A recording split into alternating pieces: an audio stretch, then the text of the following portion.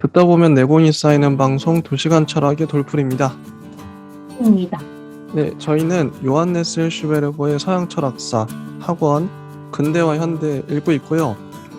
드디어 제2장 17세기, 18세기의 여러 체계들을 들어갑니다. 데카르트가 드디어 나오죠.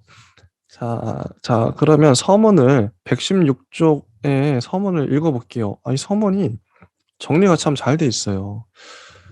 새로운 여러 가지 새싹들, 동기들이 많이 있었다는 것이 르네상스기의 특징이었다면, 이게 르네상스에는 새로운 동기들이, 새싹들이 막 돋아나는 그런 시기였고, 그 다음에 2세기 동안의 특징은 체계를 세우려는 욕구였다고 할 수 있다.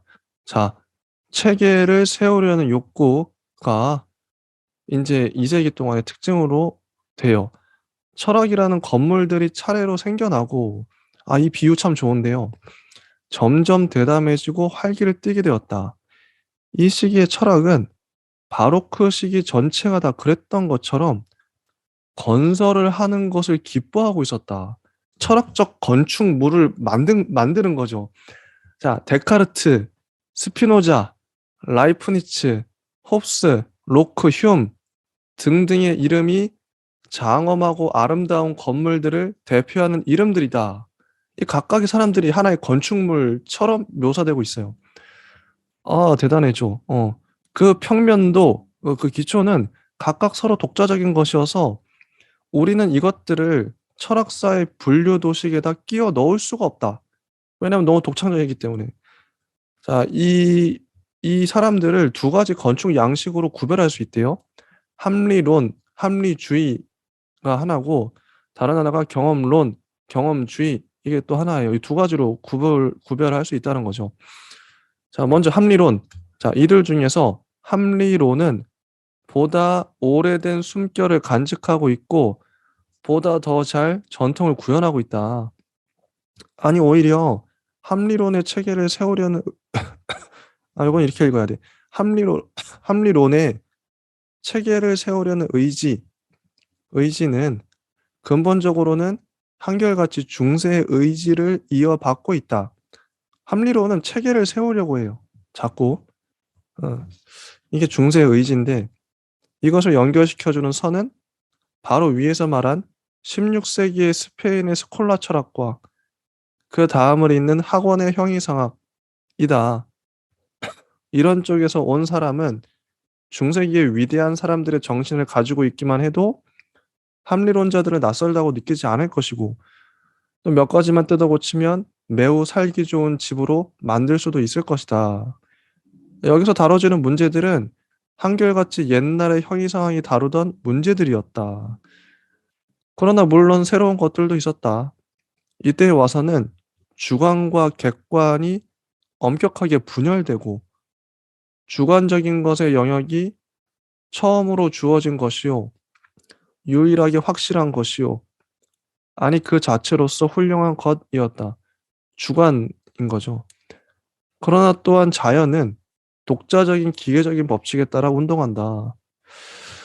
그래서 어떻게 해서 생각하는 바의 것과 길게 뻗치는 것을 다시 통일시킬 수 있을 것인가? 여기는 이제 번역투라서 어색한데, 생각하는 바의 것, 이게 뭐 주관일 테고, 레스 코기탄스라고 하고, 길게 뻗치는 것, 이 연장이라고 하는데, 레스 익스텐사, 익스텐샤라고 해야 될지.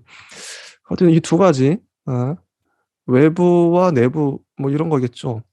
하여튼 이것을, 그러니까 내면과 외면, 뭐 어떻게 번역해야 될지 모르겠어요. 연장과 뭐 생각, 주관과 객관, 이걸 통일시킬 수 있을 것인가 하는 큰 문제가 생긴다.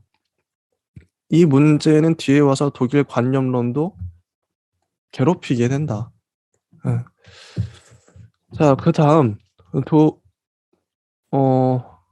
그 다음에 사상사의 연속성이 일반적으로 생각되고 있는 것보다 훨씬 더 크다. 자, 니체는 칸트마저도 위장을 하고 있는 스콜라 철학자라고 일컬었대요. 이 말은 단순히 흥분해서 내뱉은 말이 아니다. 그뒤의 실존 철학이 데카르트와 모든 본질 형이상학에 대해서 과거의 신칸트 학파와 완전히 다른 선을 긋고 난 뒤엔 우리는 니체의 이런 말을 귀담아 들어야만 할 것이다. 자, 이제 그 다음에 이제 아까 합리론 다음에 경험론 얘기했죠. 경험론 얘기를 합니다. 근세 철학에다 커다란 분열을 가지고 온 것은 실제로는 우선 다른 철학적인 건축 양식, 즉 순수한 경험론과 그것을 잇는 것들이었다. 경험론은 근세적, 혁명적으로 철학하는 한 가지의 방법이다. 경험론은 진정한 철학의 혁명이요. 현대 철학 그 자체다. 왜냐하면 모든 합리론 아까 했었죠, 합리론. 합리론이 그것을 가지고서 형이상학을 해온 필연적인 이성의 진리 대신에 단순히 사실적인 것이 존중되고 이 경험론입니다. 사실적인 것, 따라서 고전적인 형이상학과 분리되기 때문이다. 그래서 지금까지 뭐 주류가 합리론이었죠. 합리론이었고 형이상학이었죠. 그래서 경험론의 철학 체계는 합리론의 철학 체계에 비해 하나의 다른 뜻을 갖게 된다. 경험론의 체계는 집계이지만 합리론의 체계는 전체다. 합리론은 체계를 세우려 하잖아요. 체계를 세우려 전체를 보고 있는데 경험론은 이게 집계의 방식, 하나하나의 개별적인 것을 보기 때문에 집계의 방식이다. 이런 식으로 요약을 해요. 그리고 뭐 뒤에 짜잘하게 붙어 있는 건 이 두 거대한 어떤 건축물이 있는데 조그마한 민가들도 절대로 과소평가해서는 안 된다. 그것은 곧 계몽기의 대중 철학, 통속 철학이다. 이게 이제 서론입니다. 자, 진희님은 이 서론을 어떻게 보셨나요? 앞에서 나온 재밌는 비유라고 해주신 부분, 공간과 건축물의 비유를 했죠. 그것이 단순한 비유가 아니라고 생각을 했습니다. 그래서 뒤에 가면 궁극적으로 데카르트에서부터 독일 철학이 관념론 철학이 행하고자 했던 바가 코기탄스에 해당하는 사유의 영역, 그리고 엑스텐사에 해당하는 공간에 대한 인지 영역인데 그 두 가지를 연결시키는 것, 통일시킬 수 있는 바에 대해서 다들 그 이후에 고민을 했을 것이다라고 여기에 책에 달아주었는데 그것이 근대에 생각하고 여기고 그 중세에서 큰 틀에서 여겼던 게 이제 신이라고는 좀 그렇고요. 신과 관련된 주제들 거기서 크게 벗어날 수 없어서 공간으로 표시를 좀 하자면 뭐 신전 그리고 뭐 교회 뭐 이런 말로 얘기를 할 수 있었다면 여기에서는 사유에 대해서 얘기를 하고 있지만 우리가 사유라고 했을 때 머릿속에서 직관적으로 떠오르는 그 작은 공간뿐만 아니라 우리가 인지하고 확장해 나갈 수 있는 모든 영역에 대한 이야기가 펼쳐지기 때문에 그에 대한 연장 개념이 사유와 되게 밀접하게 연결이 되어 있고요. 그게 이제 근대에서 제시되는 공간 개념입니다. 그것이 이제 또 여러모로 과학과 더불어서 좀 논란이 발생하게 됐고 그 안에서 전개되는 뭐 주관, 객관 혹은 주체, 객체의 문제들이 현대에까지 이어지고 있기 때문에 그에 대한 좀 큰 틀에서의 비유였다라고 얘기를 좀 이해를 하면 좀 더 재밌을 것 같고요. 이 안에서 건축 양식으로 구분되는 합리론과 경험론의 대립이 사실은 그 공간 혹은 공간을 확장하면 세계죠. 세계에 대한 새로운 이해, 그에 대한 두 가지 큰 경향성. 힐시베르거 시대까지는 이게 두 가지가 큰 경향성이었고 오늘날은 좀 다양해졌지만 오늘날도 이 두 가지의 얘기를 하자면 되게 길어지죠. 그래서 이렇게 이해해 주시면 더 재미있게 서론을 읽을 수도 있지 않을까 싶고요. 본격적으로 이제 합리론에 대해서 이야기가 나오는데 이에 보충할 수 있는 책을 찾아보신 게 있다면 안내해 주시고 같이 가면 되지 않을까. 네, 작은 생각이 있습니다. 혹시 데카르트 관련해서는 어떤 책을 같이 보시는 게 있나요? 데카르트가 제가 찾아봤는데 은근히 책이 없어요. 근데 여기 보시면 동서문화사에서 나온 여기 안 보이네 잘? 안 보이네? 어쨌든 제가 읽어드릴게요. 동서문화사에 방법서설, 성찰, 철학의 원리, 세계론, 정념론, 정신지도를 위한 규칙이라고 이 모든 책들을 다 모아놓은 데카르트의 책이 있어요. 예, 번역서가 있는데 요거 괜찮습니다. 2만 원이면 살 수 있고요. 동서문화사가 이런 식의 책을 잘 내더라고요. 그래서 관심 있으시면 사서 보시면 좋을 것 같습니다. 일단 들어가 볼게요. 저는 예. 상에서 나온 걸 추천드리는데요. 상에서 나온 거라서 잠깐 한번 공유해 드릴게요. 예, 좋습니다. 예. 네, 공동 호스트 만들어 주시면 이거 화면 공유해서 보여드릴 수 있을 것 같아요. 잠시만요. 공동 호스트를 어떻게 만드죠? 참가자 목록에 아, 클릭하시고 공동 호스트 만들기 눌러주시면 돼요. 예, 예. 저희가 실시간으로 이게 다 진행되는 거라서 공동 호스트 만들기 호스트 만들기 있네요. 호스트 만들기가 있고 공동으로, 네. 호스트를 변경하시겠습니까? 예. 예. 아니요, 공동으로 해야 되는데 안 그러면 영상이 녹화가 어떻게 될지 몰라서 네, 일단은 예. 이렇게 생겼고요. 네, 여기 안에 창이라는 출판사에서 최명 님이 이제 연구자이시고 좋네요. 데카르트 방법 소설이 되게 짧아요. 일반 단행본 정도로 되어 있고요. 여기 안에 방법 소설에 대한 분량은 한 3분의 1 조금 넘는 정도만 수록이 되어 있고 그에 대해서는 좀 해설이 되어 있는 편입니다. 그래서 성찰과 같이 있어서 보시기에도 조금 더 편하고 학교에서도 보고 있는 책이라서 추천드립니다. 이게 믿을만 하겠네요, 진짜. 예. 아니, 요건 좀 짧다기보다는 네. 정말 좀 부담 없이 뭐 생애나 이런 거 자세한 부분 다 빠져 있어서 네, 하고요. 네, 좋습니다. 뭐 책 소개는 요 정도로 하고요. 혹시 모르니까 호스트 넘겨주세요.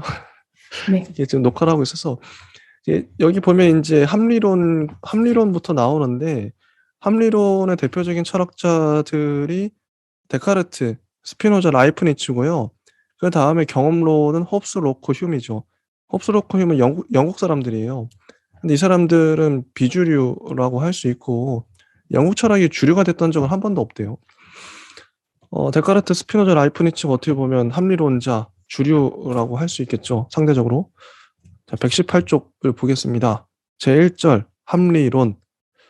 우리들이 합리론에 관한 말을 하고자 할 때에는 우선 한 가지의 일반적인 편견에 대처하지 않으면 안 되는데 이 편견이 원래부터 합리론을 올바르지 않게 다루며 미리부터 이해하지 못하도록 하는 요인이 된다.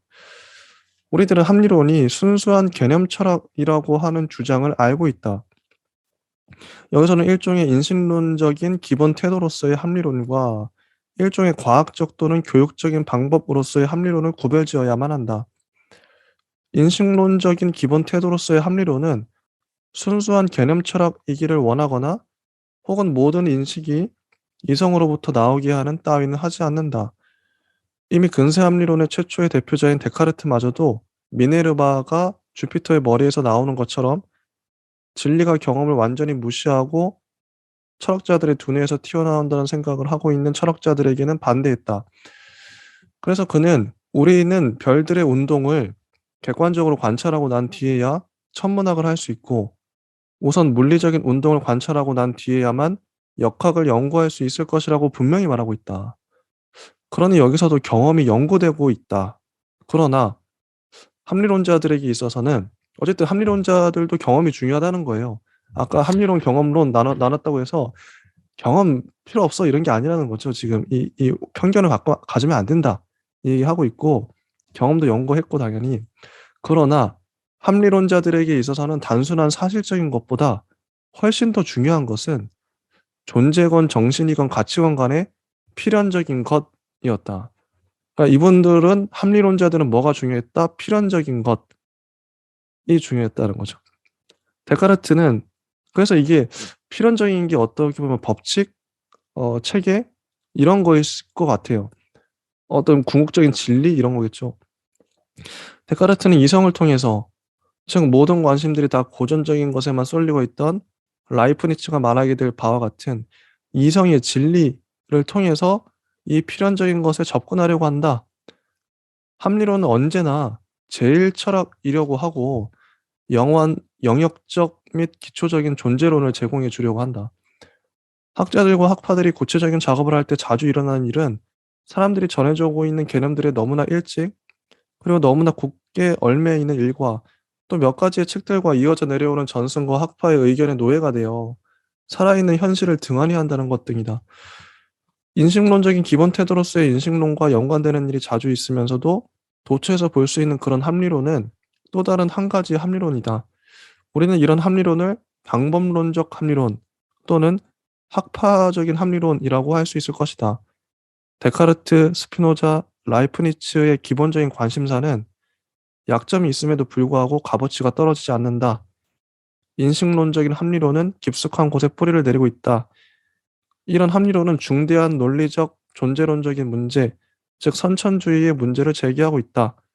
그리고 이 문제는 원래 합리론의 핵심을 이루는 문제다.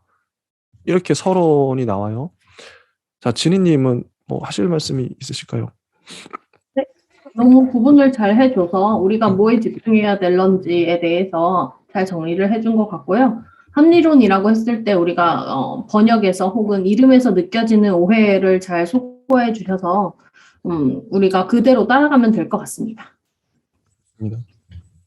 아, 120조. 드디어, 드디어. 아, 뭔가 감격스러워요. 여긴 뭐 데카르트라고 나오는데 보통 데카르트라고 읽죠. 데카르트, 근세 철학의 아버지. 이게 나옵니다. 서문을 읽어보면 사람들은 데카르트가 프랑스의 첫 번째요 마지막에 위대한 철학자라고들 말해오고 있다. 이 말이 맞다 그러죠. 데카르트는 문제를 제기하는 것 이상으로 커다란 업적을 남겼다. 이 문제 제기마저도 근대 철학에다 행위의 법칙을 처방해 주었던 바 사람들이 그를 부정하는 그런 경우에도 그렇다. 하이데거가 한 말이 인용이 되는데요. 읽어보겠습니다. 니체까지를 포함한 근세 형이상학 전체는 데카르트가 길을 터준 존재자 및 진리에 관한 해석에만 머무르고 있다. 라이프니츠 이후로 독일의 사고에 있어서는 데카르트의 근본적인 태도가 본질적인 변화를 가져왔지만 이런 기본적인 태도는 조금도 극복되지 않았다. 이런 기본적인 태도가 본질적으로 변한 것은 처음에는 그 형이상학적인 영향력에 있어서이며 마침내는 19세기의 전제 조건들을 만들어낸다. 이런 식으로 하이데거가 얘기를 했고 데카르트는 데카르트를 근대 철학의 아버지라고 일컫는 것은 매우 옳은 일이다. 헬시베르거가 이렇게 평가를 해요. 매우 옳은 일이다. 근대 철학의 아버지. 네, 아버지입니다. 혹시 뭐 하실 말씀 있으실까요? 저도 동의합니다. 네, 좋습니다. 자, 생애. 이분 중요해요. 그래서 정말 중요해요. 책을 읽어봐야 되고. 자, 생애. 르네 데카르트는 1596년 뚜레느의 라에이에서 귀족 집안의 아들로 태어났어요. 그는 18세가 될 때까지 라 플레시의 예수의 학교에서 교육을 받고 우리가 이전 시간에도 했죠. 예수의 학교에서 받았던 교육이 얼마나 많은 영향을 미쳤는지. 일생 동안 이 학교를 유럽에서 가장 유명한 학교라고 높이 평가했다. 자부심이 있어요. 배웠던 것들에 대해서. 그는 우리들이 철학에서 배우는 것이 모두 복음서처럼 참된 것은 아니라고 하더라도 이분도 신앙이 있죠. 철학은 역시 여러 가지 학문들로 들어가는 열쇠다. 그래서 사람들이 자기 자신의 길을 걸어가기 시작하기 전에 철학의 모든 과정을 한번 이수하는 일은 매우 권하고 싶은 일이다. 라고 말한 적이 있대요. 그는 1613년에서 17년까지 파리에서 공부하여 법률학 석사를 받았다고 해요. 오늘날의 석사. 법률을 전공하셨네요. 법률. 예.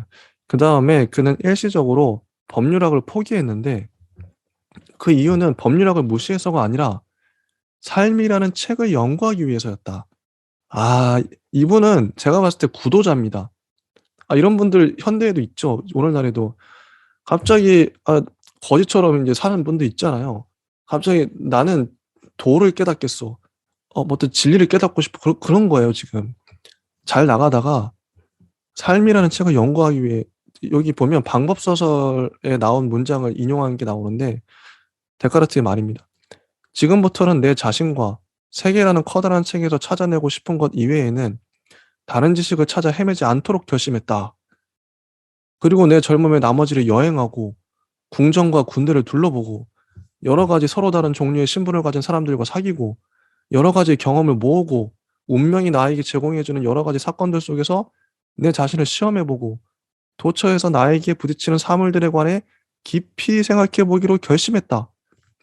근데 실제로 이렇게 살아냈죠. 즉 내 자신 속에는 내 행위를 꿰뚫어보고 내 삶을 안전하게 하기 위해 참된 것과 거짓된 것을 구별하는 것을 배우려는 소망이 불타고 있다. 이분은 진짜 학자입니다, 학자. 평생 구도자로 사셨어요. 자, 데카르트는 처음에는 이게 홀란트 군대에 그리고 그 다음 1619년엔 바이에른 군대에 들어갔다. 이에 그의 부대는 도나우 강가의 노이부르크에 겨울 막사를 차렸대요. 이곳이 한가한 시간에는 하나의 휘황찬란한 발견의 빛, 즉 그의 나는 생각한다, 그러므로 나는 존재한다가 그의 마음속에 떠오른 것이었다. 야, 누구나 다 어떻게 보면 그 시대에 군대 가는데 데카르트는 군대에서 이런 생각을 한 거예요. 응, 군대에서. 명석함과 진리에 대한 철학적인 조바심이 너무나도 그를 사로잡고 있었기 때문에 이분 사람 참 극적입니다. 너무나도 그를 사로잡고 있었어요. 난 명석해야 돼. 난 진리를 알고 싶어.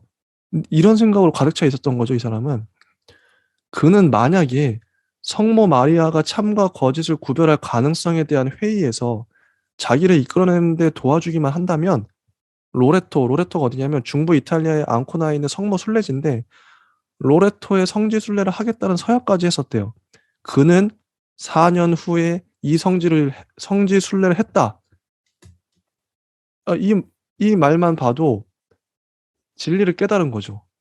그래서 4년 후에 성지 순례 진짜 한 거죠. 그 동안에 그는 쫄병이를 그만두고 파리에 돌아와 있었다.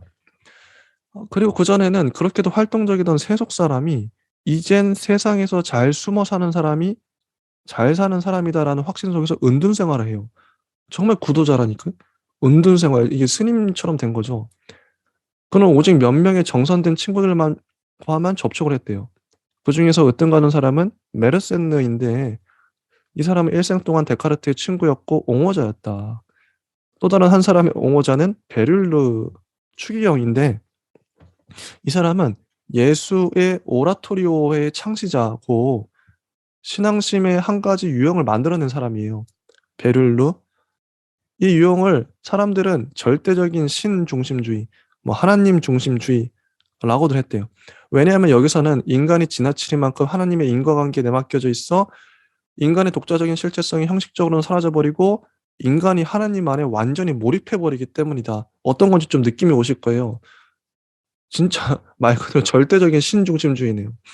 이것은 바로 데카르트가 실체를 정의한 것을 평가할 때 고려되어야만 하고 뒤에 와서의 기의 원인론의 형이상에 큰 영향을 미치게 된다. 어, 오라토리오회의 정신은 아우구스티누스주의였고 데카르트의 기본적인 명제들 속에서 쉽게 찾아볼 수 있다. 영향을 많이 준 거죠. 나는 생각한다. 그러므로 나는 존재한다고 하는 데카르트의 명제는 완전한 것을 가정하지 않고서는 불완전한 것을 생각할 수 없다고 하는 논법의 바탕을 둔 데카르트의 신존재 증명이기도 하다. 그는 1628년부터 오랫동안 홀란트에 머물렀었는데 그는 여기서 자기 학설 때문에 많은 어려움을 당했으며 그럼에도 불구하고 그의 위대한 저서는 여기서 이루어졌다. 그래서 유저로서 발표된 정신지도의 규칙은 1628년에 나왔고 제일 철학에 관한 명상의 첫 번째 구상도 1629에서 30년에 쓰여졌다. 이 구상은 그 뒤에 여러 학자들에게 보내졌고 한참 뒤엔 1641년에야 반론들과 이 반론들에 대한 데카르트의 응답 등을 함께 묶어 인쇄되었는데 데카르트 주의와 그 시대의 철학 전체를 훌륭하게 꿰뚫어 볼 수 있게 해주는 그런 책이다. 데카르트는 1649년 스웨덴의 크리스틴의 여왕의 부름을 받고 스톡홀름으로 가요. 그 뒤 꼭 반년 만인 1650년 2월 11일 그는 거기서 죽죠. 또 어떤 철학자가 누구 왕의 부름을 갖고 갔다가 죽은 기억이 나는데 이게 갑자기 이제 갑자기 이런 사람이 또 있었죠. 자, 저작은 데카르트의 철학적인 주저는 방법 소설이에요. 이 책은 그의 생애와 사상에 대한 입문서로서도 특별히 알맞다. 방법 소설. 정말 그렇게 두껍진 않거든요. 자, 성찰 1641년, 철학의 원리 1644년, 정념론 1649년 이렇게 나왔대요. 정신지도의 규칙은 1701년에야 간행되었다. 데카르트가 1650년에 죽었는데 이게 1701년에 나왔어요, 이 책이. 자, 여기까지.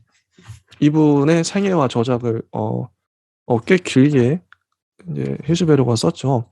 혹시 지니님은 여기 혹시 뭐 덧붙이고 싶으시거나 좀 하실 말씀 있으신가요?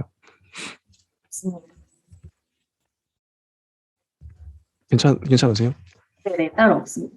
네. 그냥 이대로 그냥 이해하고 넘어가는 거죠. 네, 좋습니다. 네. 히르시베르거가 이 부분은 서술을 잘 해놔서. 자, 이제 드디어 본론입니다. 30분 만에 본론 왔어요. 데카르트의 사상, 너무 궁금했던, 도대체 데카르트가 어떤 말을 했길래 뭐 근대 철학의 아버지가 됐는가. 자, 137쪽까지 오늘 할 텐데요. 124쪽부터 코기토, 제목이 코기토예요. 코기토 점점점. 코기토 에르고슴이겠죠. 진짜 그 문장에 대해서 정말 얘기를 합니다. 자, 들어가 보겠습니다. 데카르트는 방법 서설에서 내가 걸어온 길들을 제시하고 거기에서 나의 삶을 한 폭의 그림으로 그려냈는데 그럼으로써 모든 사람들이 나의 삶에 관해 판단할 수 있게 해두었다라고 스스로 말하고 있다. 여기서 우리는 그의 목표, 출발점, 특별한 방법 및 기본 사상 등을 알게 된다. 방법 서설을 잠깐 봤는데 이게 재밌어요. 이 책이 거의 모든 문장이 나로 시작합니다. 나. 이거 한번 자, 1부에 어떻게 나오냐면 나로서는 내 정신이 어떤 점에서나 보통 사람보다 더 완전하다고 생각한 적은 없다. 오히려 나는 흔히 다른 사람들이 갖고 있는 재빠른 생각을 뚜렷하고 어김없는 상상을 풍부하고 또 물음에 바로 대답해주는 기억력을 갖고 싶어 했다. 나는 이런 여러 성질 말고는 점점점 하면서 거의 일기 같은 느낌이에요. 이거 수필이라고 봐도 괜찮을 것 같아요. 방법 소설이 이거 수필이에요, 수필. 이게 철학이라기보다는 제 2부의 시작이 어떻게 되냐면요. 그즈음 나는 독일에 있었다. 거기서 아직도 끝나지 않고 있던 전쟁에 마음이 끌려 그곳으로 간 것이다. 그리고 황제의 대관식을 본 뒤 군대로 돌아가다가 겨울이 시작되어 어느 마을에 머물게 되었는데 뭐 이런 식으로 문장이 이어져요. 이거 일기예요. 여행문 같기도 하고. 그러니까 이게 근대적인 서술 방식인 거죠. 내가 주체가 되는. 일단 보죠. 자, 데카르트가 생각하고 있던 목표는 철학에다 절대로 확실한 길과 건물을 제공해 주는 것이었다. 철학 전체의 체계가 수학과 기하학의 진리들과 마찬가지로 분명하고 일관성이 있게 발전되어야 한다는 것이다. 그 방법 소설의 제목은 원래는 우리들의 정신을 최고로 완전하게 해주는 한 가지의 보편적인 학문에 관한 구상, 뭐 혹은 기도, 이게 제목이었대요. 방법 소설이. 데카르트는 젊었을 때부터 진리라고 하는 것에서 거듭해서 나타나고 있는 불확실성에 시달려왔다. 진리의 불확실성. 아까 지난 시간에도 우리가 회의주의에 대한 얘기를 했었어요. 이게 의심이 되는 거죠. 진리 자체를 의심하는 거예요. 그래서 그는 철학을 완전히 새로운 바탕 위에 세우려고 했다. 홀로 어둠 속을 거니고 있는 사람처럼 천천히 걷고 모든 사물들에 매우 조심하여 아주 조금밖에 앞으로 나아가지 못하는 한이 있더라도 적어도 넘어지는 것만은 피하려고 결심했다. 이게 방법소설에 나온 문장인데 저는 이게 근데 어떤 사람이 봤을 때는 이게 어떻게 보면 문학적인 문장이죠. 근데 이 데카르트는 스스로가 이렇게 뭐 구도자이기도 한데 자기가 자기를 만든 것 같아. 자기의 그 업적인 위대함을. 이 어떻게 보면 이 문장을 되게 단순하게 서술할 수 있는 것도 이런 식으로 표현한 거죠. 홀로 어둠 속을 거니고 있는 사람처럼 천천히 걷고 모든 사물들에 매우 조심하여 아주 조금밖에 앞으로 나아가지 못하는 한이 있더라도 적어도 넘어지는 것만은 피하려고 결심했다. 이런 식으로 표현을 해요. 이분 좀 연구 대상이에요. 연구해 보고 싶어요. 자, 그가 붙든 새로운 출발점은 절대적인 회의다. 이 문장들이 정말 잘 쓰여졌거든요. 한번 읽어볼게요. 절대적인 회의를 붙들어요. 그냥 이거는 그대로 읽으면 돼요. 그럼 이해가 됩니다. 절대적인 회의다. 새로운 출발점. 도대체 우리들이 확실한 것이라고 받아들일 수 있는 것은 무엇인가? 일상생활에서 얻은 확신인가? 그러나 같은 정신을 가진 같은 사람이 어릴 때부터 프랑스인이나 독일인 밑에서 양육되었을 때와 중국인이나 식인종과 함께 살았을 때에는 그가 어떻게 달라져 있을 것인가? 그리고 우리들의 옷의 유형에 있어서도 10년 전에 마음에 들었다가 또 다음 10년 이후에 다시 마음에 들게 될지도 모를 그런 동일한 것이 지금의 우리들에게는 이상하고 우습게 보이기 때문에 우리들에게 그 어떤 확실한 인식이라고 확신되는 것이 오히려 관습과 보기에 지나지 않는다고 나는 생각했다. 어. 혹은 철학의 학설들도 이런 것일까? 그런데 일찍이 철학자들에 의해 주장된 일이 없는 그런 기이하고 믿을 수 없는 것은 생각될 수마저도 없다는 것을 나는 학교에서 배웠다. 나가 주어죠. 나는 학교에서 배웠다. 그러나 감각적인 인식은 확실하지가 않다. 감각적인 인식이 우리를 속이는 일이 자주 있다는 것은 분명한 사실이다. 만약에 그렇다면 한 번이라도 우리를 속인 것을 신뢰하지 않게 되는 것은 현명이라는 덕에 속한다. 추리에 있어서도 또 계산에 있어서도 사태는 매한가지다. 가령 누군가가 우리는 하나하나의 경우에는 잘못하는 일이 있더라도 전체적인 연장, 크기, 수, 장소, 시간이 있고 2 플러스 3은 5고 네모꼴은 4변을 가지고 있다는 것 등은 확실하다고 말할 때에도 모든 것을 다 할 수 있는 하나님이 작용을 해서 땅, 하늘 연장에 있는 물체, 형상, 크기, 장소 등이 완전히 없어지게 하는 것과 그럼에도 불구하고 이 모든 것들이 나에게는 지구가 똑같이 있는 것처럼 보이는 것은 불가능한 일일까? 어, 외부 세계의 실제도 결코 확실한 것이 아니다. 왜냐하면 우리들이 보통 참된 실제에 관한 지각의 징표라고 보고 있는 표상의 신선함과 활동적인 성질이 꿈에서 우리들에게 나타나는 일이 자주 있다. 그래서 우리는 깨어있는 것과 꿈을 확실한 징표에 따라 구별할 수는 절대로 없다. 그리고 따라서 우리는 지각을 하는 세계 전체가 환상의 세계에 지나지 않을는지도 모른다는 것을 각오하고 있지 않으면 안 된다. 좋다. 하고 데카르트는 다음과 같이 말한다. 그래서 나는 모든 진리의 근원이신 전선하신 하나님이 아니라 능력과 교활함을 한꺼번에 갖추고 있는 그 어떤 나쁜 영혼, 악령이 나를 속이려고 온갖 노력을 다하고 있다고 가정하려고 한다. 나는 하늘, 공기, 땅, 형상, 색깔, 소리, 그리고 모든 외적인 사물들이 꿈이 속이는 장난 이외에 아무것도 아니라고 생각하고 싶다. 이 꿈들을 통해 악령은 내가 쉽게 믿을 수 있도록 하는 덫을 마련해 두었다. 나는 내 자신을 손과 눈과 살과 피도 없고 감각이란 조금도 갖고 있지 않은데도 오직 잘못해서 이것들을 가지고 있다고 생각하는 것처럼 믿으려고 한다. 데카르트의 회의는 우리들이 알고 있는 바와 마찬가지로 절대적이다. 이 회의는 이제 한 가지의 절대적인 진리로 나아가야만 한다. 사람들이 모든 것들에 있어서 속임을 당하더라도 두 가지의 사실만은 말할 나위 없이 확실하다. 즉, 생각을 한다는 사실과 생각을 하고 있는 나, 그 자아가 그 두 가지다. 나는 모든 것들이 다 거짓이라고 생각하려 하고 있는 동안에 당장 그렇게 하는 내가 그 어떤 것이어야 한다는 것이 필연적으로 요청되고 있다는 사실을 알았다. 그런데 나는 생각한다. 그러므로 나는 존재한다고 하는 진리는 너무나도 확고하고 확실하기 때문에 회의론자들의 지나친 가정도 이 진리를 뒤흔들 수는 없다. 나는 알게 되었다.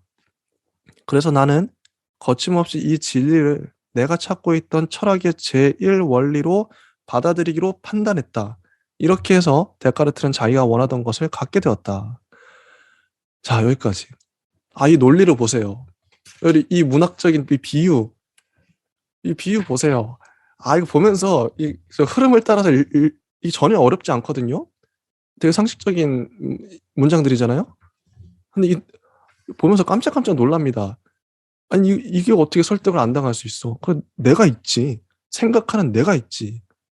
이거는 누구도 의심할 수가 없어요. 실제로도 내가 생각하고 있잖아 지금. 뭐 남들은 없을 수도 있어. 환상일 수도 있어. 판타지 내가 뭐 어떤 컴퓨터에 묶여가지고 그럴 수도 있죠. 여러 가지 상상을 다 할 수 있지만 내가 있잖아 어쨌든. 생각하는 나는 있잖아. 이 논리가 너무 이 논리에 따라가다 보면 감탄하게 된다니까요. 자 이제 지니님을 좀 궁금한데 이거 어떻게 보셨나요? 어,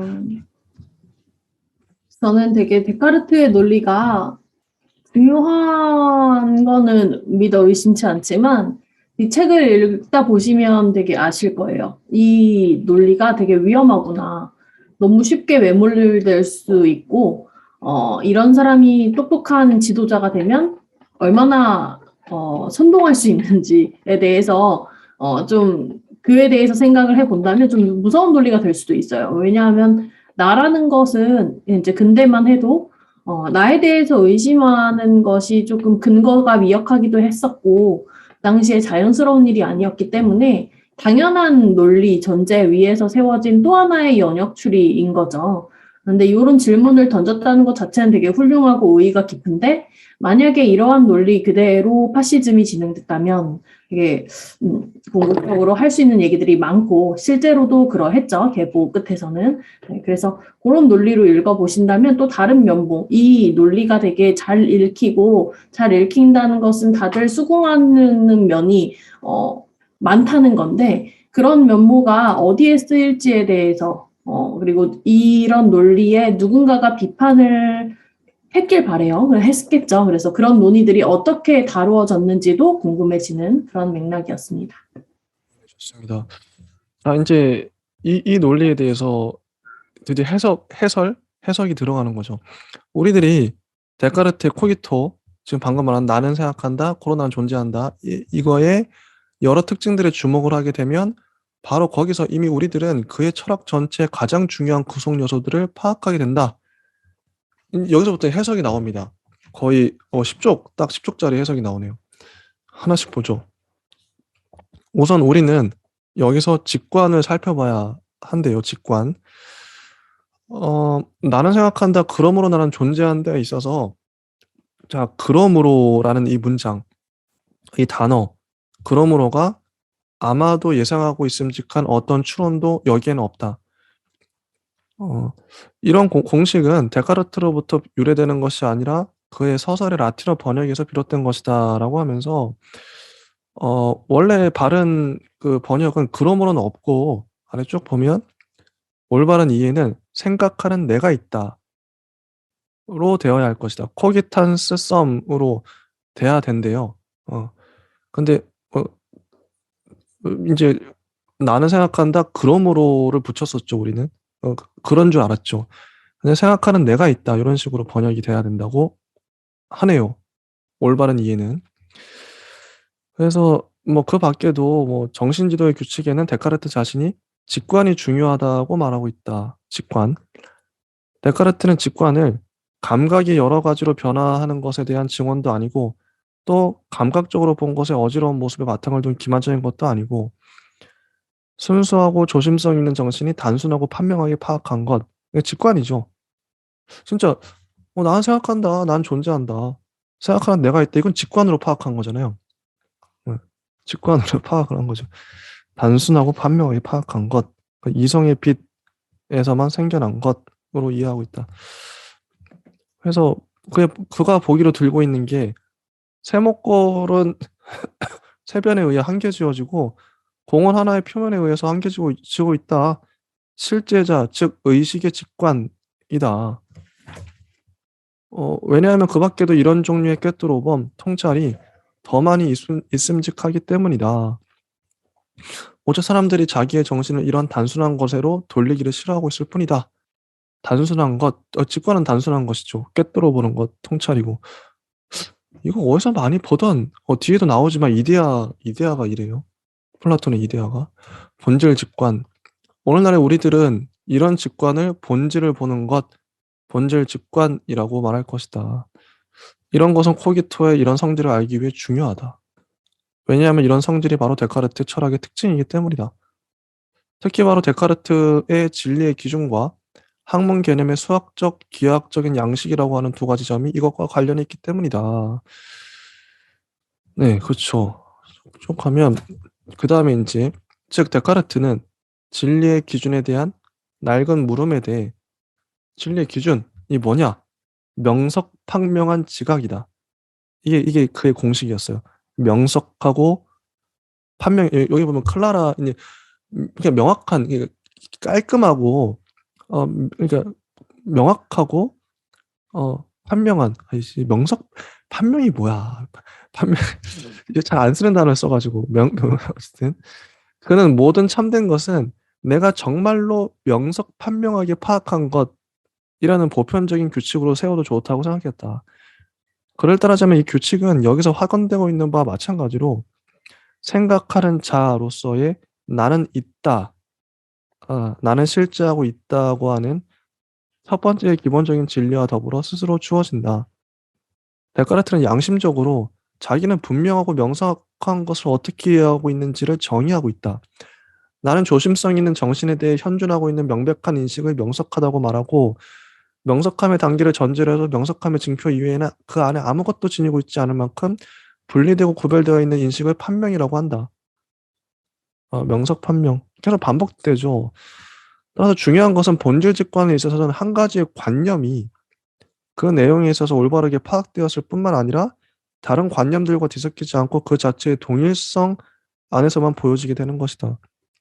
더욱 중요한 것은 지성과 사물의 일치라는 말이 타당하지 않다. 진리는 이성이 맡아 있는 일이다. 바로 여기서 드러나는 것은 데카르트가 자기의 근본적인 진리에 있어서 본질 직관을 행하고 있다. 계속 같은 말이 반복되는데요. 본질 직관, 명석 판명한 거 계속 갑니다. 쭉쭉 가요. 명석 판명한 지각의 배후에는 요거 읽어봐야겠다. 명석 판명한 지각의 배후에는 명석 판명한 관념이 숨어 있어요. 자, 지각의 배후에는 관념이 숨어 있죠. 그의 본질 직관이란 이념을 보는 것이요. 따라서 존재를 보는 것이다. 왜냐하면 그의 본질 직관은 고대의 뜻으로 이성이 해내야 할 일이기 때문이다. 이것은 플라톤으로부터 플로티누스와 아우구스티누스를 거쳐 안셀무스에 이르기까지 이르는 계열이래요. 어, 그래서 쭉쭉 어쨌든 역사성이 있다는 거죠. 이런 인식은. 자, 첫 번째 기본적인 진리인 코기토와 함께 주어지는 첫 번째 문제는 데카르트의 사상 체계의 수학적, 기하학적인 성격이다. 스피노자의 기하학적인 양식은 원래 데카르트에게 그 근원이 있다. 데카르트가 수학적인 걸 중시했죠. 자포평면도 데카르트가 만들었다고 알고 있는데 기하학적 양식, 즉 코기토가 원리요, 첫 번째 단순한 것이요, 절대적인 것이기 때문이다. 이러한 기본 요소를 바탕으로 해서 모든 짜맞춰진 것들이 분석될 수 있고 또 거꾸로 모든 짜맞춰진 것들은 이런 기본 요소들을 바탕으로 해서 논리적인 엄밀성과 연역을 통해 짜맞춰지게 된다.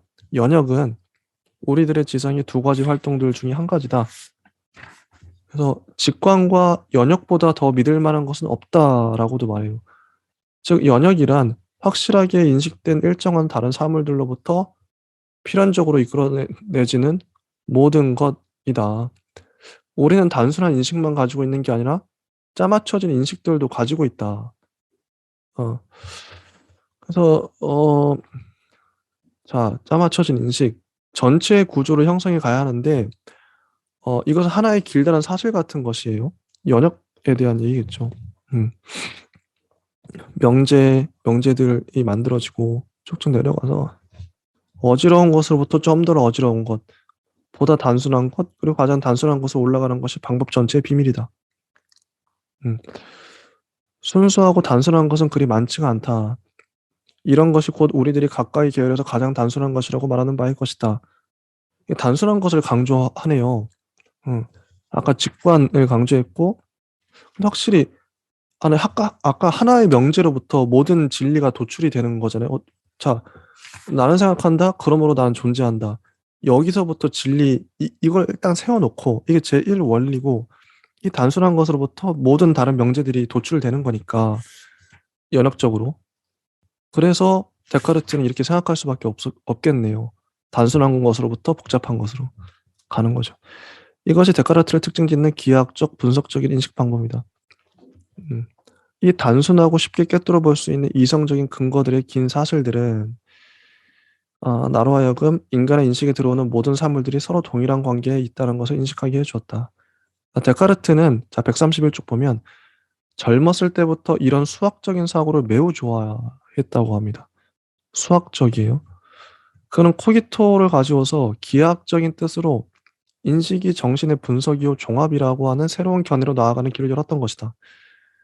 코기토 안에 주어져 있는 직관은 이런 종류의 모든 단순한 것을 직관하는 모범적인 복이다. 이런 방법이 거둔 커다란 성과는 그가 분석 기하학을 발명했다는 것이다. 발명했다. 분석 기하학을. 그리고 또 기하학의 여러 꼴들도 그 꼴들의 바탕을 두고 있는 단순한 크기와 이 크기에 수학적으로 파악될 수 있는 상호관계로 환원된다. 왜냐하면 만약에 우리들이 한 곡선의 모든 점들에 하나의 직선의 모든 점들에 대한 관계를 알게 되면 우리는 이 점들이 다른 모든 주어져 있는 점들과 선들에 대해 가지고 있는 관계도 발견할 수 있고 또 그것을 등식으로 적을 수도 있으며 따라서 단순한 것으로부터 출발하여 모든 가능한 종합을 함수적으로 성립시킬 수가 있기 때문이다. 자, 단순한 것으로부터 출발해서 모든 가능한 종합을 함수적으로 성립시킬 수 있다. 수학이라는 게 그렇잖아요. 수학, 기하의 특징이 수학은 사람들 얼굴도 다르고 다 다른데 그냥 1, 2, 3 이런 식으로 사람 한 명 1이라는 숫자로 다 이게 한 사람이 있어요. 1, 1, 1. 근데 그게 1이 다르죠. 다 다른데 되게 단순하게 가버리죠. 자, 이것이 합리론의 승리다. 힐스베르거는 극적인 문장을 잘 써요. 이것이 합리론의 승리다. 우리는 이런 정신적인 태도의 독자적인 성격에만 정신이 팔려 이것을 철학적으로 평가한다고 모든 것들이 그것으로부터 연역되어 나오는 데카르트의 절대적이고 단순한 최초의 항의 사상사적인 위치를 보지 못해서는 안 된다. 이 최초의 항은 명석하고 판명한 지각과의 연관 속에서 이미 말한 바와 마찬가지로 플라톤적, 아우구스티누스적으로 인식을 근거 지우는 것에 속한다. 이렇게 해서 우리는 다시 한 번 더 이데아설에 부딪히게 된다. 이데아. 이게 이데아랑 닮았어요. 이데아도 되게 단순하거든요. 플라톤. 네. 자, 여기까지 혹시 지니님은 하실 말씀이 있으실까요? 저는 재밌게 잘 따라갔습니다. 재밌어요. 다시 읽어주시니까 아, 또 눈에 새로 보이는 부분도 있기도 하고, 좋네요. 네, 저랑 읽으시는 톤이 비슷해서, 오, 특히 제가 볼만한 거는 없는 것 같고요. 어, 코기토라는 코기토 에르고썸이라는 이 문구 자체를 근원적으로 원래 형태가 이게 아니었다부터 시작해서 힐시베르거가 되게 분석을 잘 해놓은 챕터인 것 같습니다. 맞아요. 요쪽에 문장이 특히 잘 쓰여졌어요. 제가 봤을 때도 너무 재밌고 요약 정리를 정말 잘하셨다. 자, 그럼 131쪽에 아래 이제 문단부터 지니님이 한번 네. 오랜만에 인도를. 네, 저도 그냥 쭉 읽을 텐데요. 네. 데카르트는 이로 시작하는 131페이지 맨 아래 문단입니다. 데카르트는 나는 그 자체 안에 문제로 제기되고 있는 순수하고 단순한 본성을 간직하고 있는 모든 것을 절대적이라고 한다고 말하고서 그 보기로서 의존하고 있지 않은 것, 원인, 단순한 것, 보편적인 것, 하나인 것, 같은 것, 비슷한 것, 똑바른 것 및 기타 이런 것이라고 보여지는 것 모두를 들고 있다. 말하고 있죠.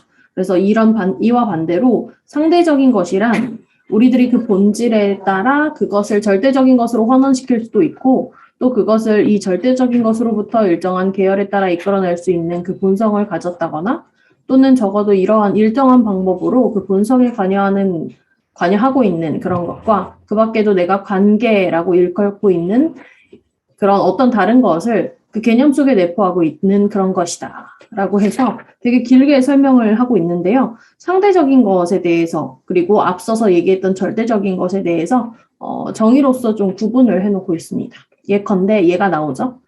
의존하고 있는 것, 작용, 짜맞춰진 것, 특수한 것, 많은 것, 같지 않은 것, 비슷하지 않은 것, 똑바르지 않은 것 등이다. 우리들은 순수한 본성, 관여, 위에서 아래 것을 이끌어내는 것, 하나, 같은 것, 비슷한 것, 똑바른 것, 똑바르지 않은 것 이런 것들 읽기만 해도 당장 플라톤의 개념들 다시 알아낼 수가 있다.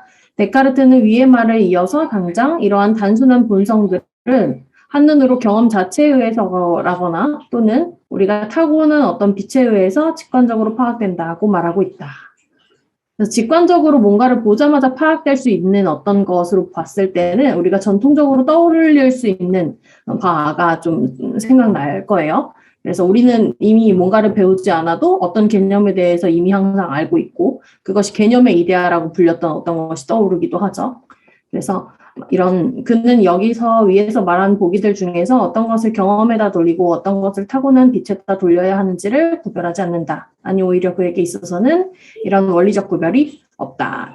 그래서 이 챕터를 읽으실 때는 좀 주의할 만한 것이 뭐냐면 인용으로서 묶여있는 문장도 상당히 길고 그 예시가 인용으로 묶여있지 않아요. 묶여있는 것도 있지만 그래서 어떤 것이 힐시베르거의 해석이고 어떤 것이 데카르트의 인용이고 그것이 또 어떤 연관을 가지고 있는지를 잘 구분해내기 어려운 지점이기도 한데요. 그런 것들을 잘 파악해 나가시면서 정리를 하셔야 될 것 같습니다. 그런데 통글로 봤을 때는 인용인지 아닌지 상관하지 마시고 그냥 쭉 따라서 내려가서 읽어 내려가시는 게 좀 더 자연스럽게 이해하시는 데는 도움될 것 같아요. 세 가지의 종류가 나오는데요. 여하튼 데카르트는 타고난 관념을 알고 있었다. 이러한 타고난 관념에 속하는 것으로는 무한한 실체에 관한 관념, 하느님, 두 가지 그룹으로 나누어지는 유한한 실체에 대한 관념, 즉 생각하는 것과 연장하는 것으로 꼽고 있다라고 하는데요. 저는 이 부분이 되게 중요한 지점이라고 꼽아놨습니다. 데카르트가 타고난 관념에 대해서 인정하고 가고 있다는 것, 그 안에는 하느님이라든지 유한 실체에 대한 여러 가지의 것들이 있었고, 그것을 다시 한번 정리를 했을 때 생각하는 것, 코기토에 얘기할 수 있는 코기탄스들, 그리고 연장하는 것으로 얘기할 수 있는 엑스텐사 두 가지가 핵심 개념으로 들어가 있죠.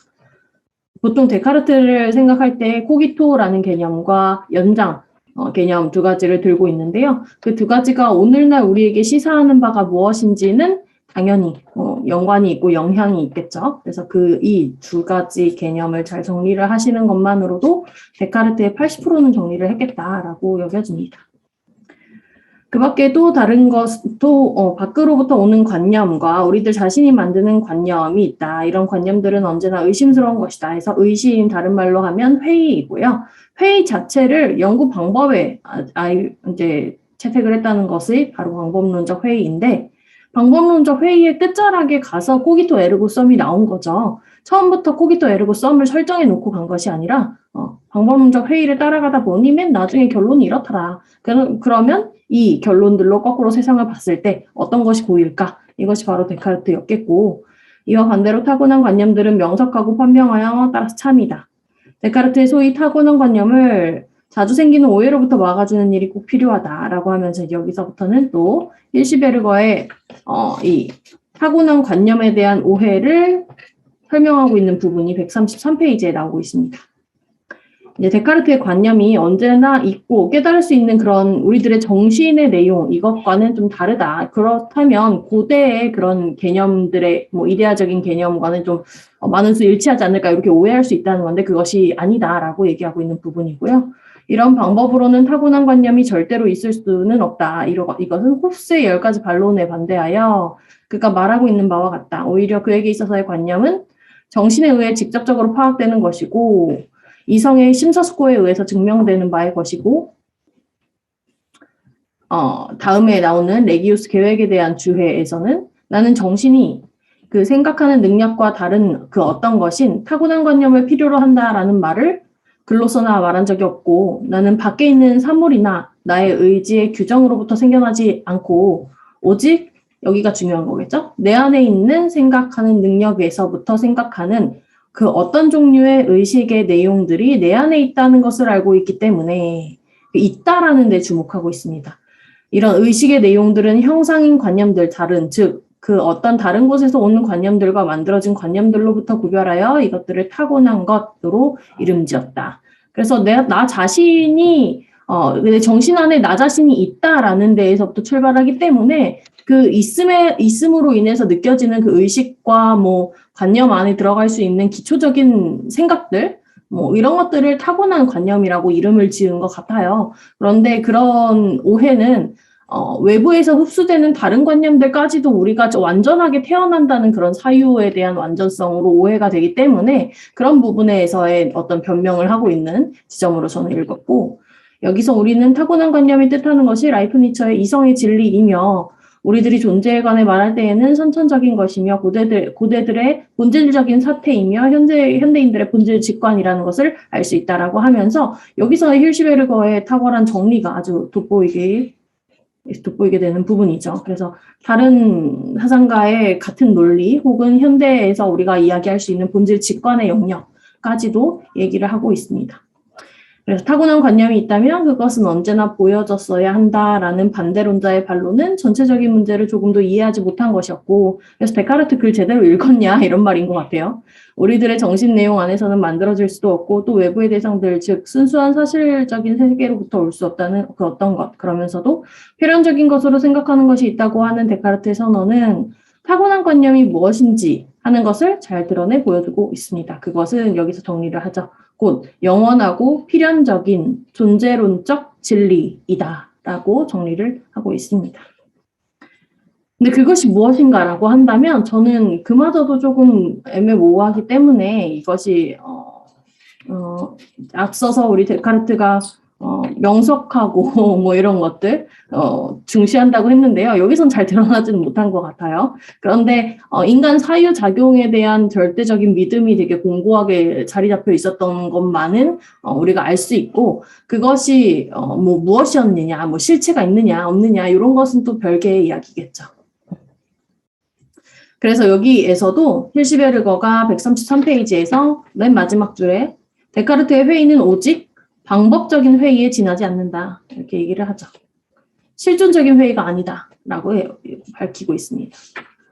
데카르트는 처음부터 절대적 진리가 있을 수 있다고 확신하고 있었고 그의 회의를 통해서 이제 절대적 진리에 대한 믿음으로 시작한 사유작용이기 때문에 이런 결론이 나왔다라고 이해를 하셔야 할 것 같고 그는 회의를 위해 봉사하기 위해서가 아니라 진리를 위해 봉사하기 위해서 절대적 회의를 자기 철학의 출발점으로 삼았다라고 적어놓고 있습니다.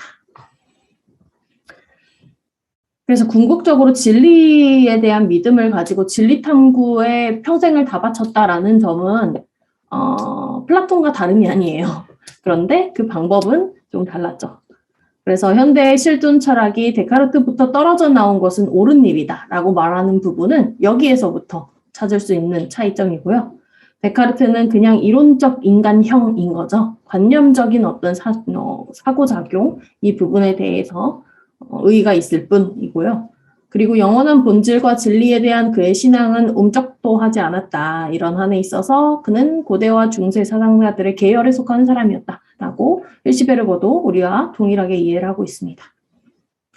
그래서 그럼에도 불구하고 근세 철학의 아버지라고 불리는 이유는 우선 주관주의라고 하고 있고 그 135페이지에서는 인간학에 대해서 얘기를 꼽고 있고 맨 마지막 136에서는 인식론 그리고 137페이지에서는 합리론, 합리주의에 어떤 영향을 미쳤는지 그 때문에 근세의 아버지로 불린다라고 정리를 하고 있습니다. 그래서 간략하게나마 쭉 따라간다면 134페이지 주관주의로 시작하는 부분 우선 주관주의라는 약간 집합적인 명칭에 요약될 수 있는 여러 가지 경향이 있는데 데카르트 이후로 우리는 이런 생각이 가능해졌다는 거죠.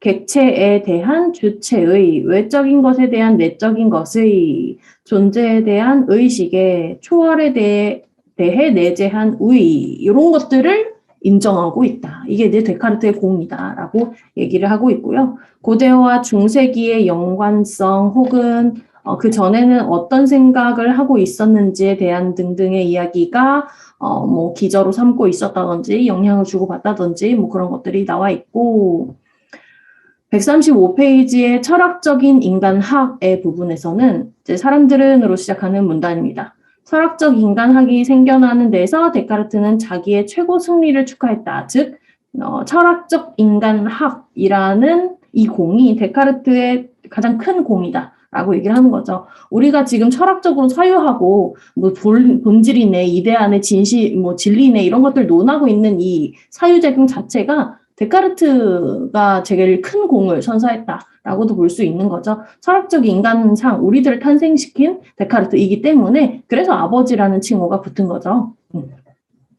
진리의 탐구의 서문에서는 나는 한 사람 한 사람의 사람들이 그 아무리 적은 것으로도 남으로부터 빌리지 않고 자기 자신 안에 자기의 생활을 올바른 궤도에 오르게 하는데 필요한 학문을 발견할 수 있도록 이건 이제 철학이라고 본 것이고 하는 길을 개척하면서라고 인용이 되어 있습니다. 그래서 아무것도 없어도 그냥 머릿속 사유 관념 안에서도 자기 논리라 자기 철학을 찾을 수 있다라고 얘기하고 있는 맥락이고요. 우리들의 영혼의 진짜 보문을 밝혀내려는 뜻을 가지고 있었다라고 말했지만 나에 관한 연구가 동기이고 완전히 새로운 것만은 아니다라는 점에 대해서 말했다는 부분은 데카르트가 취한 생각의 방식이나 이런 것들이 완전히 새로운 것은 아니었겠죠. 앞선 문단에서 우리가 읽어봤다시피 고대와 중세 사상가들의 계열에 속하는 사람이었기 때문에 그 부분에서 많은 수 빚을 지고 있었고 그럼에도 불구하고 이러한 방법적인 부분에 대해서 명확하게 밝혀냈다는 부분이 현대에서 또 한 번 데카르트에게 많은 빚을 지고 있는 부분이죠. 그래서 생각하는 나를 탄생시켰다는 점에서 이후 나오는 칸트와 니체의 여러모로 뭐 선험적인 나, 초인적인 나 이런 것들에 대한 영향 관계가 되게 짙다. 이런 것들을 밝히고 있고 136페이지에서는 인식론에 대해서 얘기를 하고 있습니다. 이 밖에로 시작하는 문장이고요. 코기토의 또 다른 역량은 감성적인 지각의 의미, 개념의 기원, 학문과 진리의 본질 등등을 문제 삼고 특히 올바른 방법을 문제 삼는 근세의 인식론에 대해서 데카르트가 많은 수 또 한 번 전환점을 주었다라고 읽어보시면 되겠습니다.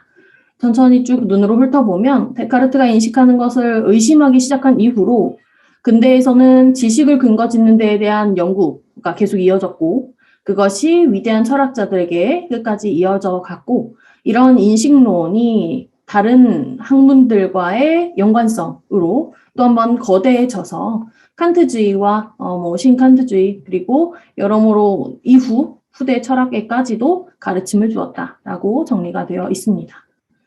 137페이지에서는 합리주의로 정리를 하고 있는데요. 지금 우리가 보시는 것을 다시 한번 환기하시면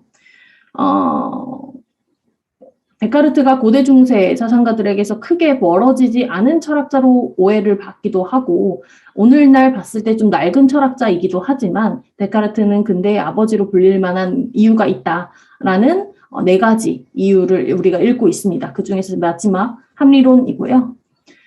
137페이지 첫 번째 문단 하나의 문단으로 되어 있네요. 물론 코기토는 합리주의에다 특별한 영향을 미쳤다라고 해서 우리가 합리론으로 시작했는데요. 이제 합리주의로 마무리가 되고 있죠.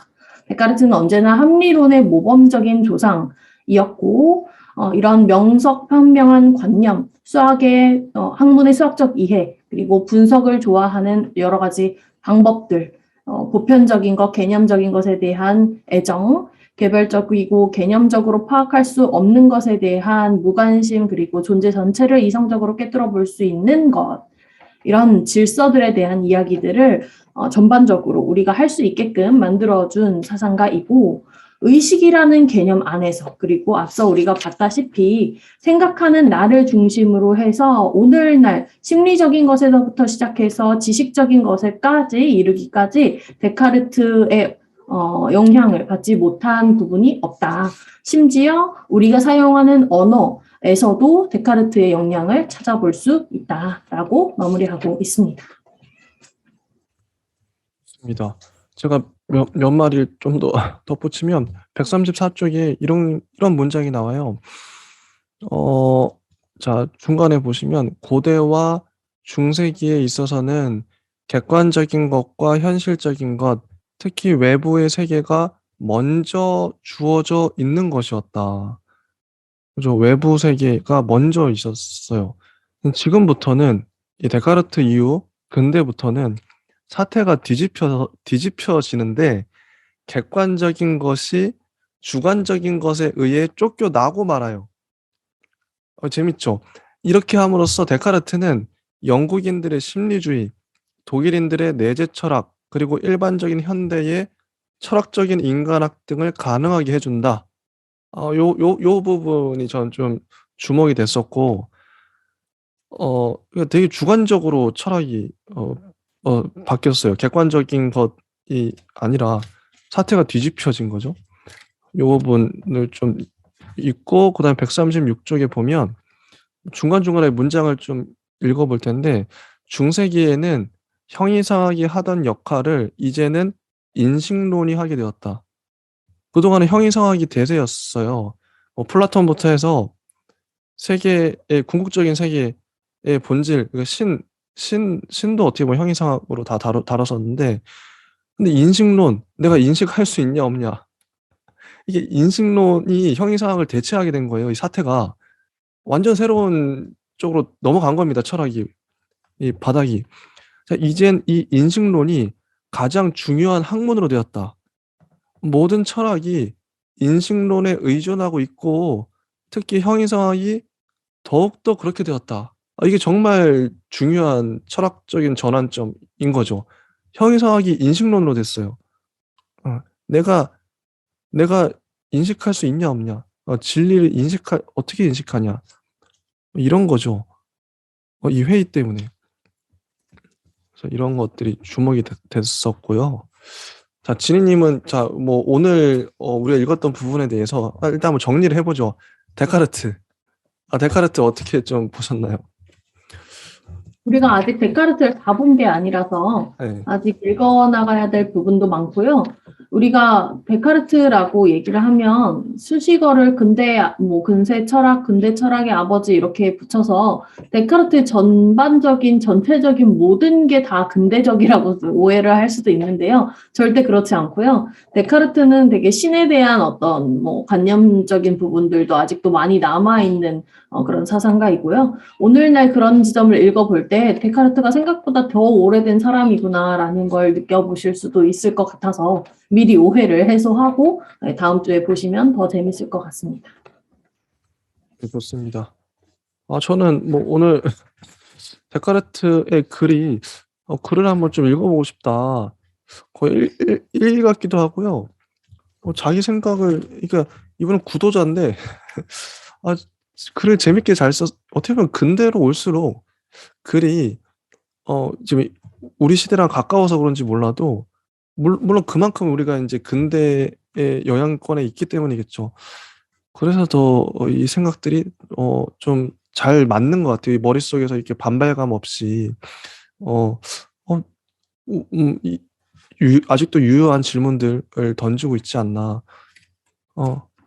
누구나 이런 생각 했을 거야. 뭐 지금 내가 살고 있는데 내가 컴퓨터에 뭐 어떻게 보면 뇌만 남아가지고 이게 진짜 이거 내가 경험하고 있는 것처럼 여겨지는 수도 있죠. 그럼 아무도 모르죠. 그럼 뭐가 진리지? 뭐 이럴 수도 있고. 그러니까 전 이 진리에 대한 의문을 푸는 게, 예전에는 절대적인 신이 있었어요. 하나님은 무조건 있어. 어, 거기로부터 철학이 시작했겠죠. 하나님이 있고 객관적인 세계, 이 세상은 무조건 있어. 진리란 게 있어. 그러니까 의심이 잘 안 된단 말이죠. 근데 데카르트로 오면서, 뭐 데카르트 이전에도 그렇지만 자꾸 의심을 해요. 근대 철학은 그래서 의심으로부터 시작하지 않았나. 이게 진짜 있냐? 뭐가 있다면 뭐가 진짜 있을까? 이런 거죠. 근데 현대로 오면서 이 의심증은 더 심해지는 것 같아요. 현대에는 하나님도 없잖아요. 뭐 신을 안 믿는 사람도 많고 그냥 모든 게 다 불확실한 거죠. 불안한 거죠, 다. 어, 점점 그렇게 갔던 것 같아요. 데카르트가 통속의 뇌라고 해서 응. 실험을 막 했잖아요. 그런데 이제 현대적으로 그게 또 많은 주목을 받기도 하고요. 근데 그게 이제 오늘날 해석될 때는 컴퓨터 뭐 이런 예시가 될 수 있는데 그 당시에 데카르트가 말하던 맥락에서는 악마 실험이었어요. 그래서 그게 조금 시대적으로 좀 해석하는 것에 따라서도 더 근대적이나 현대적이 될 수도 있고 그 당시의 시대상에 따라서 또 되게 종교적인 것으로 읽어낼 수도 있지 않을까 싶습니다. 네, 좋습니다. 그러면 오늘 여기까지 하고요. 다음 주에 데카르트 나머지 부분을 한번 좀 더 다 읽고 더 데카르트를 완벽하게 한번 정리를 해보죠. 나온 것을 네. 바탕으로 재밌을 것 같습니다. 네, 데카르트가 여기까지. 네, 사유에 관련해서 얘기를 하고 철학사적인 근대 공이 많았다고 해서 좀 많은 수 할애가 되어 있는데요. 우리가 지난번과 같이 했었던 수아레즈는 법적이나 실용적으로 논의가 이제 정치 사상적인 논의가 훨씬 더 데카르트보다 많았거든요. 그래서 수아레즈도 되게 후기 스콜러 철학 혹은 그 르네상스 철학에서는 되게 거대한 인물이에요. 그래서 데카르트와 같이 보시면 훨씬 더 얻어가실 부분이 더 많을 것 같습니다. 네, 좋습니다. 네, 여기까지 하고요. 저희는 다음 주에 또 다시 찾아오도록 하겠습니다. 예, 감사합니다. 감사합니다.